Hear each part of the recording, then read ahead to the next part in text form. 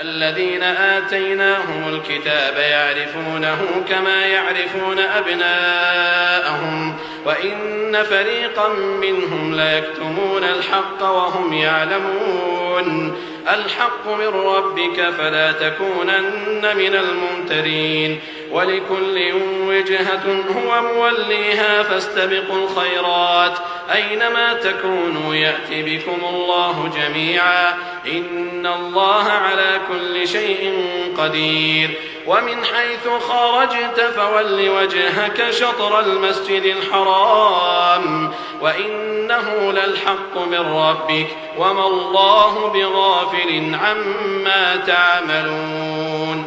ومن حيث خرجت فول وجهك شطر المسجد الحرام وحيث ما كنتم فولوا وجوهكم شطره لئلا يكون للناس عليكم